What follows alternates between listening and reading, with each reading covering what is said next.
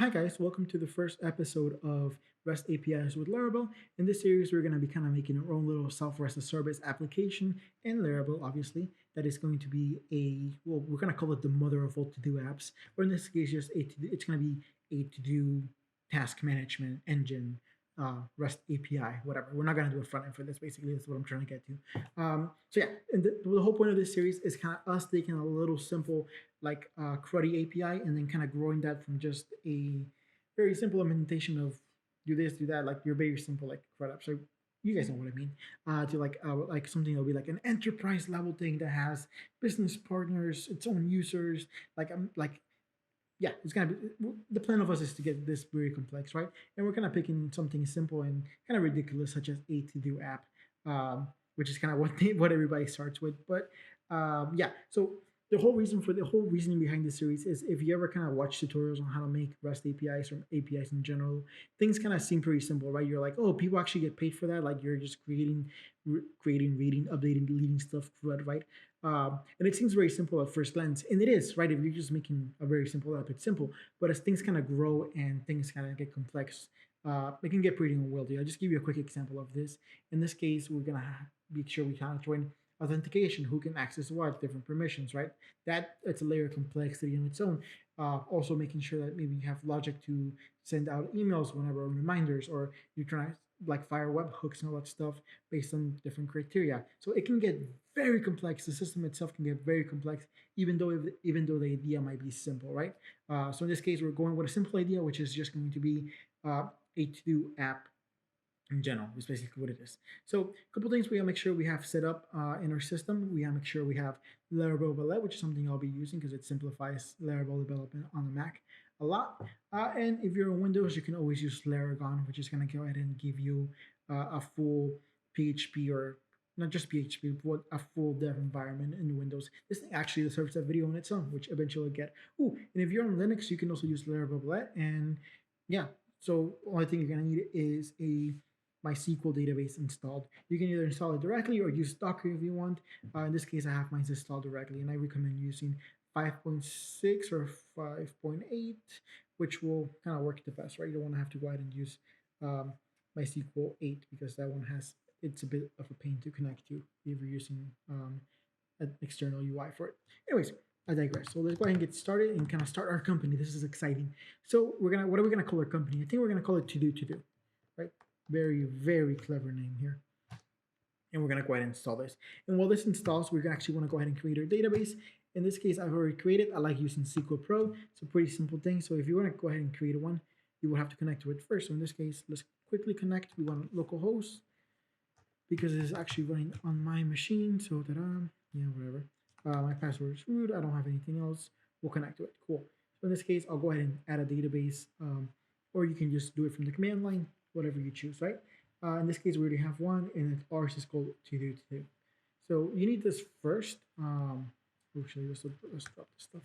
This is from a previous attempt at me recording this. We're gonna go ahead and have that ready, and then we're actually gonna go ahead and open CD into it. To do. As you can see, I've built a lot of to-do apps. It's usually my go-to whenever I'm doing like a stream or like an example of something. So cool, here it is. We're going to be using VS Code because it's free. We don't want to have to pay for PHP Storm. Although if you have PHP Storm, I recommend going with that. The DevX in that it's a lot better. So cool. Now that we have our app, we're going to assume that we already registered our company and we're ready to disrupt the task management space or whatever we want to call this at this point, right? So what are we going to do now? Okay, so we're going to go ahead and start basically get into it. So one thing we're gonna do is make sure our database is connected. So in this case, we gotta go ahead to our env and kind of set up a couple things here. So in this case, our app name is To Do. Should be stylized. We'll stylize it. To do. So it sounds like TodoTodo. To do. Cool. Everything else here looks fine. The other thing we have to change is your database name. To do. Cool. So yeah, it's set up. And let's just make sure this actually works. So the best way to test it is just do PHP artisan migrate, and it's gonna go ahead and run the default migrations that Laravel comes with. If it fails, you know you don't have something connected properly. Maybe it's an EMV, maybe it's your database failing. If it passes, everything's all fine and dandy. So we can actually go ahead and kind of check this on our database itself. So we'll kind of do a refresh here, which is gonna be down here. There we go. We have everything we kind of need to get started. So the things that Laravel comes with as a default. Cool. So let's carry on. So we're gonna assume we already sat down. We sat down with a business partner because obviously we have a businessy type partner, right? Because we're engineers. We really don't know how to handle that stuff. We're scared of people. So what we're gonna go ahead and do is gonna get started. So we're getting ready. So we're gonna go ahead and do we're gonna need a model, right? So in Laravel, a model is basically a table. So our idea right now, or goal right now, is to get from like nothing to a very simple like set of endpoints where I can kind of get started basically with my tasks and creating all that stuff. Right now, we don't care about authentication. We don't care about any other logic that will come. So software is a very iterative process. A lot of times when you see a tutorial, everything's kind of laid out or whatever. In this case, we're going to go ahead and iterate over our stuff, right? Software, a lot of times when you think about software, you might think it's actually like construction, like you're building a building or something, or like skyscraper. It's not. It really is not. It's more like a garden, right? You kind of like basically tending to it little by little. Maybe you kind of like install a garden gnome because you like it and you put it somewhere. Then you realize you don't like it in that place and you move it somewhere else. Or then later on you realize you actually don't like garden gnomes and you're gonna go ahead and change it for a pink flamingo. And you'll go ahead and kind of shuffle that around. That's basically what gardening is. You're gonna go ahead and maybe plant the plant somewhere, move it somewhere else, kind of like change up the flowers you're growing from season to season. That is what software is. So we're gonna go ahead and get started with our actual app. Sorry, I digress for a little bit. So PHP artisan, we're gonna go ahead and use make me a model. In this case, we're gonna call our model tasks, not just to do because it's kind of not a real name. So in this case, it's gonna be task. So we're gonna go ahead and use task -a being gonna go ahead and create a couple things for us. It's gonna create a migration, a controller, a factory. And the reason we want all those things out of the box is because it helps us speed up things, right? So factories to kind of speed up mocking data when we're writing tests or faking data. Well, yeah, we'll write some tests, mostly integration tests, not actual unit tests. Writing unit tests in Laravel is kind of difficult, especially in the beginning stages. And we'll go ahead and have a migration, obviously, for a database and a controller and a model, obviously, the model itself. So we're gonna go ahead and kind of like create that all. Cool, we have everything we need. So we need to go ahead into tasks. Sadly, task is a common name in development, so there's a million things named tasks that are fine. So cool, we're gonna go ahead and keep this terminal open. I normally keep it open when I'm working. So we'll go ahead and get started defining some stuff here. So if we have a task, we obviously have to give it a name, table, and what I'm defining here is probably like more internal names than actual names. Um, we're gonna go ahead and give it, just call it name. Table, we'll call this one text. Description, can a description be null? Yeah, we can give it a null. And what else do we need to know about a task? So obviously we need to know a name. It's gonna have a description of what the task is itself, if it has anything else. Well, technically a task can have subtasks, but we haven't been requested to do that yet, so we're not going to worry about it. Oh, obviously we need to know if it's done or not. So how do we want to know if it's done or not? We can either use a simple boolean, or we can use a date block, a date time. We're probably going to go ahead and want to go with the date time because we obviously want to know when the task was completed, right? So we minus at that point use a date time because we would probably want to know what, well, we said, obviously, we said we're going to know when it's completed. So we can infer that if there's a date time value there, we can, a value, there's a value in that column, the task has been completed. So we're going to call date time, cool. So completed at, typing is actually hard, especially when there's an imaginary audience staring at you. So nullable, cool. And the reason it's nullable is because if it's not nothing there, it's obviously not completed. What else do we need to know about this? We need to know about users who created this, right? Oh, yeah. So this is where we kind of get into relationships. So how does this actually relate to users? So we're gonna assume obviously your app has users. In this case, a user is an individual person. Obviously, we can eventually have organizations because we want partners, right? Or we want to sell this to like companies that are going to have multiple people under it, but we're not going to worry about that right now. Our goal is again to create a simple CRUD API. So we're going to have a completed app. In this case, we're probably thinking we're going to be able to relate this to a user somehow. What do we want to know about the user? Hmm. There's a couple different things we probably want to know in this case. So we just want to know who created it, right? In this case, we're assuming a single person is going to be interacting with a task. So we're gonna go ahead and take the easiest approach. And obviously, this is simple because since this is not deployed, we're working on a migration that we can kind of like throw away, build back up, throw away. But once actually this gets deployed, which we actually will, because for the sake of being thorough and actually having a real life application, and eventually our migrations will have to be more delicate. So we'll get into that in just a second. So we're gonna go ahead and do a created by. So in this case, we were using integers. We're going to use big integers because we're going to eventually grow to millions of people, right? So we want to go ahead and use user ID. That's not semantic. I'd rather be semantic about things. Created by. Yeah, I like that. No, this is where naming things gets hard. Created by. Yeah, we can do created by because then we can kind of maybe have tasks that are automatically generated and we can be created by the system itself, right? Uh, yeah, but we're not getting into that. That's more of the complex stuff. This is just simple thing again. Just kind of dreaming about stuff. Created by, and we want to know who completed this, right? So big integer completed by. Cool. So we have that set up. Let's go ahead and into our model and set that up as well. So task. So basically, we kind of go ahead and explain the relationships we have, right? Whoops, wrote something here. Let's make this bigger for everybody to be able to see, because I'm pretty sure some people are blind like me. So we say we have a relationship to a user. So actually, whenever I'm working on relationships, I like to have these things open side by side so I remember what's what. So in this case, we are going to want to go ahead and we have, what do we care about here? We care about who created it. Cool. So we're gonna have a public function called created by or created by. So we want to call it created by. Yeah, we're gonna go with that for now. And we're gonna return the actual relationship. In this case, it's gonna be called belongs to, right? So we belong to the user. So in this case, user class. And since we actually did not use AI, the normal convention, which is user ID, so model. So if you're doing a relationship, it's usually like model name underscore ID on the belongs to or the child relationship. Not sure what we want to call it. We actually have to specify. So in this case, we want to go ahead and specify the owner key, which we see in our documentation right here. So we're gonna do created by. Cool. That is set up. What's another thing we want to care about here? We want to go ahead and get completed by.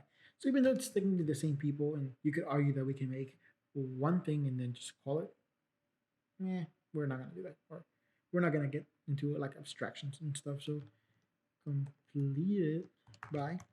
And naming things is important, especially when you're developing, because kind of shape the way you think about things, right? So in this case, we're shaping the way we're gonna interact with our model. We want to know not the user something and user's other thing. We care about who created it, who completed it. We don't care if it's a user.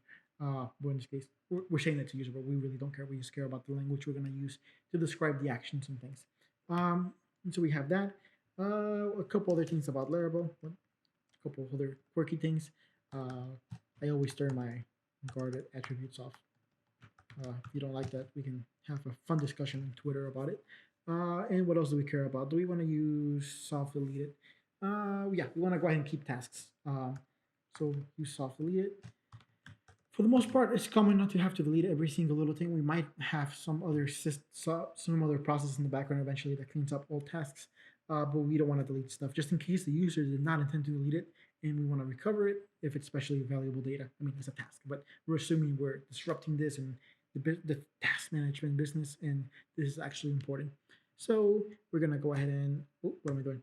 Cool. So yeah, we're gonna have to go back to our migration and see soft deletes.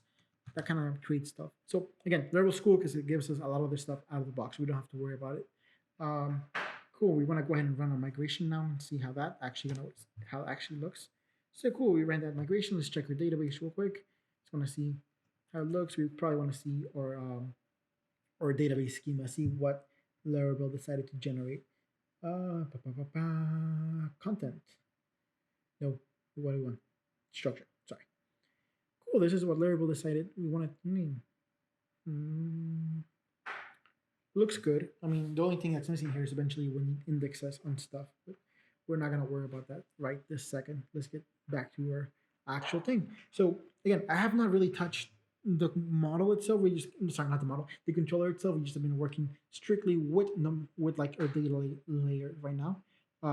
So that's actually since we're working with our data layer, let's actually go ahead and set up a factory. So we should have a test factory that got created from here. Cool. So factories are basically ways to mock data. It's basically quick ways to mock data in Laravel, which is awesome. That's one of the things I love a lot love about Laravel. So what do we want to do here? So basically, we want to set things up. We already know and migrations, task migrations. Usually useful to have the migration itself when you're making this. So name. So we're gonna want to give it a name. Faker. Oh, typing is difficult. Not factory, figure. Dang. Sentence. We want a sentence because it's not an actual name. We also want a description. Description. And what do we want to call this? We probably want to go ahead and use faker paragraph. Cool. What else do we need? Completed at, created by. Created by. Interesting. Do we need this to be nullable? Oh, this actually needs to be nullable. And again, this is the cool thing that when you're actually just starting out, that you can actually go ahead and change up your migration on the spot because there's things that you won't be fully settled in. This gets a lot harder once you actually deploy your application. Cool. So we have the null created by. We have. We probably want this to be nullable. That way we can probably do something where we assume for just a slight future thing we might want. It's just if a task gets created by the system itself, we want that nullable. And plus, it's a lot easier to handle right now. Cool. So yeah, those can be nullable. We don't need those right out of the box. We just need these things. Although we just need these things, and then we can define different states for a factory. But let's just kind of like get things working quick. So now that we have this defined, let's give it a quick test. So another awesome thing about Laravel is you have Tinker, which allows you to kind of run your code here. So what we're gonna do is, hey, we want a new task, and we want the factory here.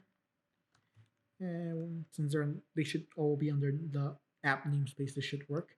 So task class create it. Oh no, what happened here? Oh yeah, that's right. Fine, we'll go ahead and tell you that you belong to app. Create by doesn't have. Oh, that's right. We did not run a migration, did we? PHP artisan migrate. If you're actually not working on things that actually have hit production, you can do refresh, and it'll go ahead and kind of rerun everything for you. Cool. We're gonna go back here and create our thing. Cool. So it created it first. One thing I also like to check is always check the database just to verify that things actually are where they're supposed to be. So we'll refresh. Cool. This actually exists. We can carry on now. So let's actually get to the fun part here. Let's actually get to creating something. So we're gonna go into our controllers or our task controller, and we're here. Cool. So we have our task controller, and here we have our normal CRUD methods, right? And we also need to make sure we check our routes. In this case, it's an API, so we have API routes. So there's a couple different ways to define it. I'm kind of like weird about it because I like to define them by hand. That's just me. But we'll go ahead and start defining stuff. So basically, this kind of gives you some stuff out of the box. Index is kind of like your get me the data collection. Create is obviously create. Actually, no. This is if you're using late. We don't care about that. Store, yeah, we care about that. We don't care about. We care about show. We don't care about edit. We don't care about anything that requires a UI, right? Update, destroy. Cool. Those are the ones we care about. So how are we gonna get about it? How are we gonna actually get this to work? Since it's Laravel and we're just making our first initial pass, it's very, very simple actually. So in this case, we're gonna go ahead and return all in this case. Obviously, this is not where we're eventually gonna want, because if you have a million tasks in your database, it's gonna return a million of them. So we're eventually gonna want to and paginate this, but we'll go ahead and return all for now. Because again, we're just iterating, we just wanna get this thing to work instantly. So we're gonna assume for store that the data is gonna come in the body of the request. So we're gonna get the request and we're gonna do all. Again, in real life, this is kind of stupid. We're gonna iterate over this in just a second. We just wanna get things to working, things working, right? So then we're gonna be like, okay, cool, data comes in. We're gonna create a task and we're eventually gonna return that task. So we're gonna be like, okay, cool, task, create, and we're gonna go ahead and pass everything in. Not the safest idea or smartest idea, but it kind of covers it. And this is kind of boilerplate. There's actually a lot of libraries for Laravel that actually automatically do all this boilerplate for you. Actually, uh, yeah. So yeah. So technically, we don't have to be typing this by hand, but it's kind of fun. I like that. So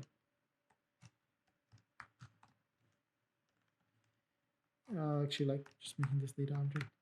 Um, and this is where you kind of like will be kind of like watching the tutorial. And you're like, oh, people actually get paid to do things like this, and yeah, kind of.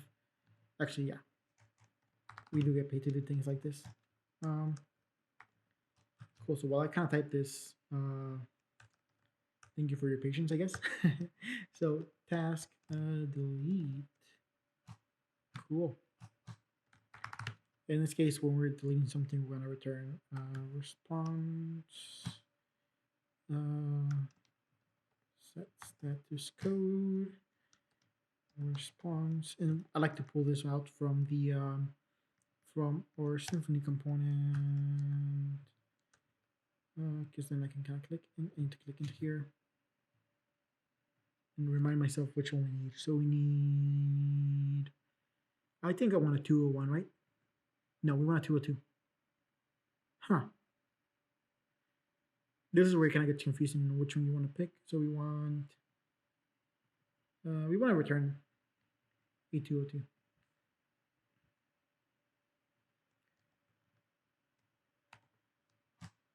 Well, I'll go ahead and return 202. So yeah, we just kind of like wrote some boilerplate, kind of boring. So again, um, our application technically has a couple different parts that we should kind of cover. We have obviously our data layer, and then we have basically your business logic, which is kind of non-existent right now, and then we have the actual application itself.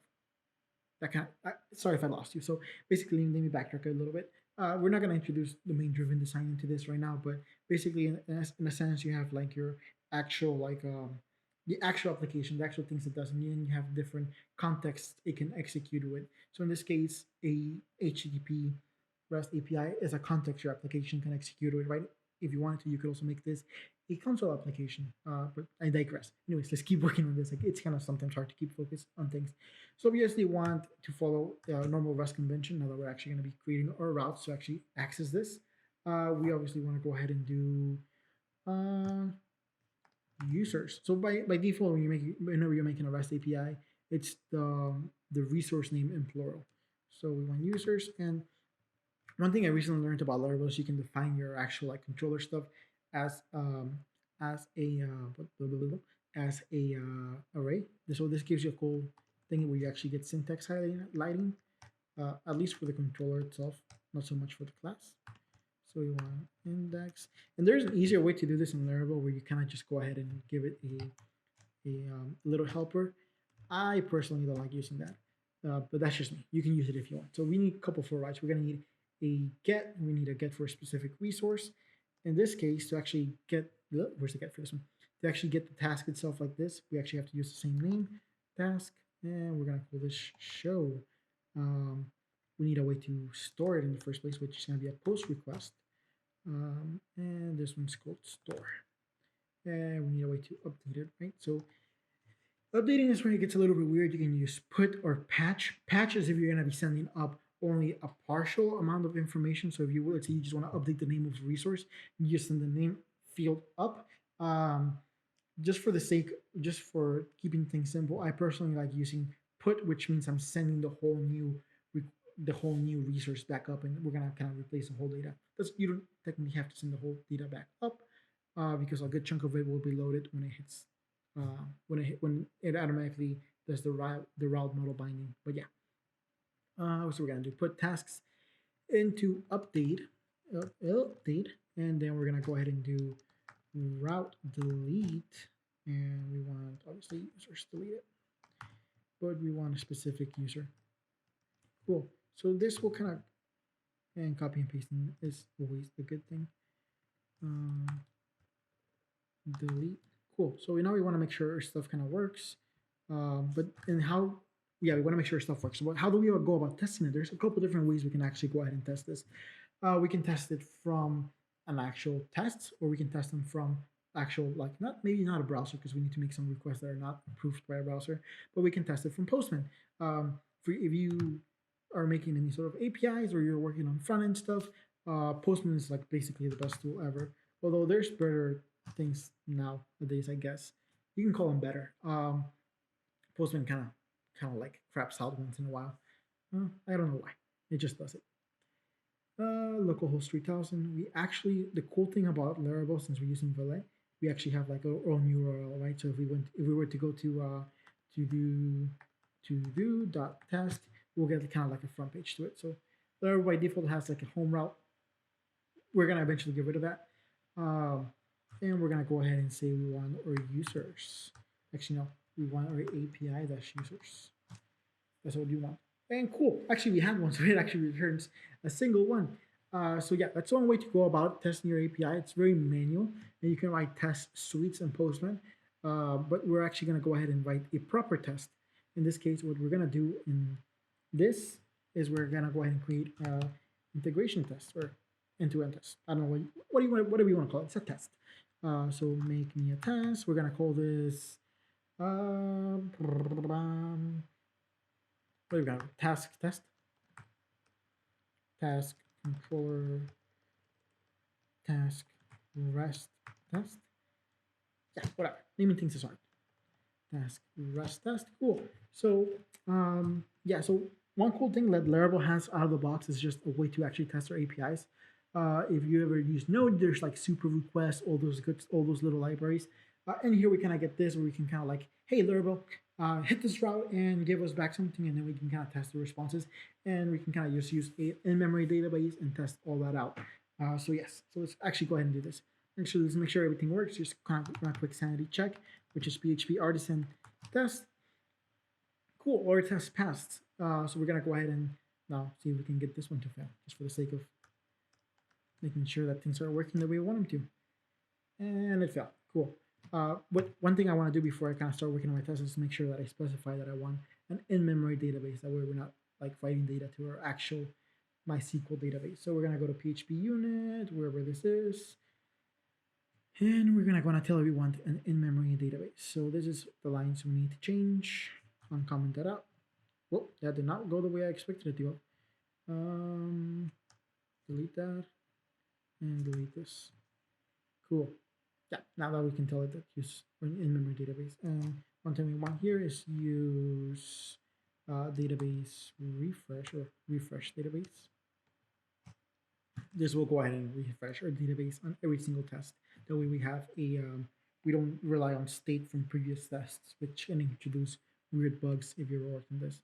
Another thing I like to do, just personal preference, everybody has its own thing. I like to be able to say, use this in test, to specify a test. That way I can actually change the name here, because otherwise I have to prefix it with test. So I can be like, it returns tasks. So it's a pretty general test. So we obviously want to go ahead and do it this way. No, what do we want? Do we want API dash users? Is that what we want? Or not users, tasks. Wow, tasks. Is that what we want? Actually, no. The reason why is, one cool thing about Laravel is it kind of like, it'll go ahead and infer whatever you send up, whatever the request type is, or whatever you tell it you want back, and it'll send it back to you. And I guess I should have talked about this beforehand. And we'll kind of make a video on APIs, on it, REST APIs, without actually getting into code. But one thing we should do, one thing about APIs is whenever you're requesting something, the request is one thing. It's not, it doesn't have to return JSON. You can tell it obviously with your header, your content accepts or expects, or I forget what it's called, header, what actually you want. So in this case, in a perfect world where your API is like fully fleshed out, you can be like, hey, I want X resource in HTML, in XML, and the API will respond with the resource serialized as XML. Or if you want it in JSON, or JSON's kind of default, but if you want it as a CSV, you can be like, hey, give me this resource in CSV, and it'll send it back as CSV, right? Because the resource, it's its own little concept, right? And the way you're asking for it is another thing. But for the most part, we tend to use JSON. But a cool thing that Laravel has as a helper is we can do get JSON. It has a way to kind of like set that up. And if we kind of click into this, all this really does is it kind of sets up obviously the content type and accept for us. That way we don't have to do manual in each test. Cool. So let's kind of close some things out here and kind of get testing. Obviously, we're gonna write some tests that are not gonna pass initially because we have to do some work and we kind of be flip flopping back and forth. Um, cool. And kind of summed out there for a second. So we want to make sure we can get tests. So one thing that's always useful is dumping out stuff because you never know what actually is in something. So we're gonna go ahead and dump this guy out.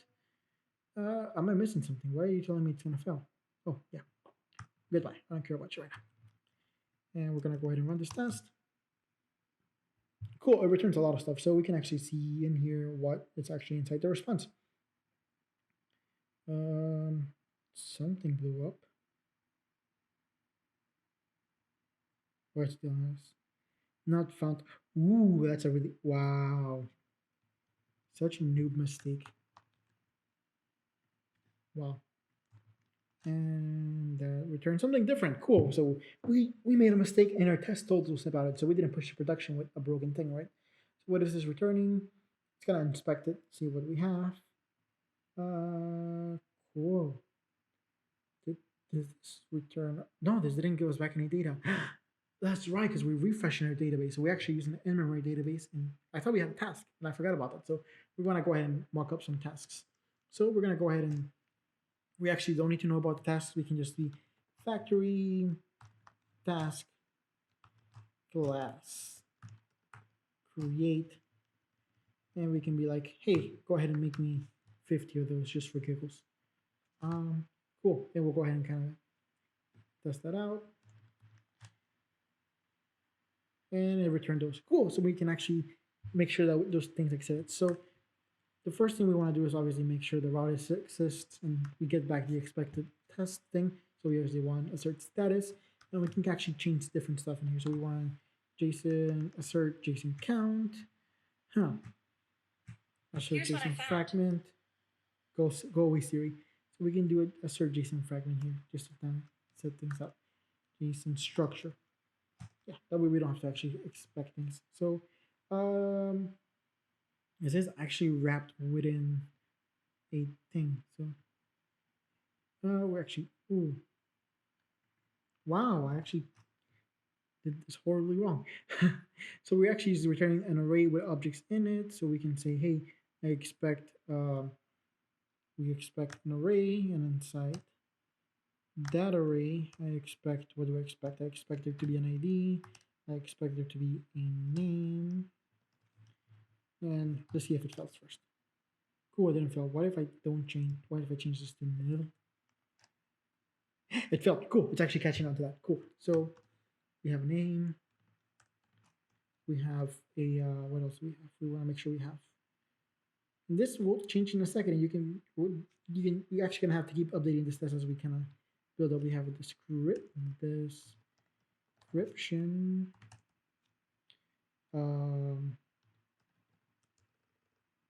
Created by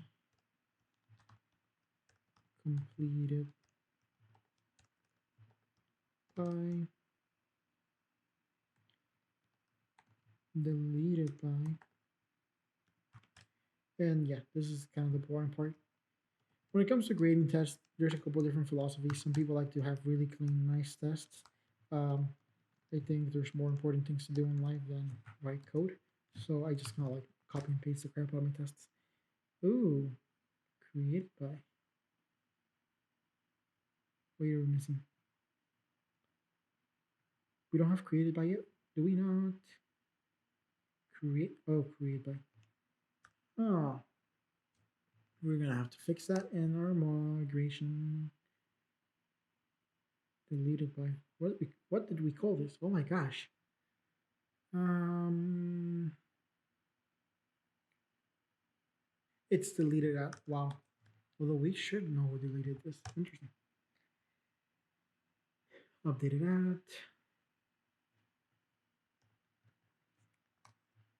And as we're running tests, we can actually fix things because it's actually not a full migration yet. So created by. Cool. Kind of testing things out. And that worked. So cool. We got our first route set up. Um, and I think this is where we're actually gonna end this, and we'll come back and kind of like finish setting other stuff up. That way, this doesn't actually run on forever. So in the next episode in this series, we're gonna finish setting up our awesome REST controller, which is gonna be including the tests for the other methods.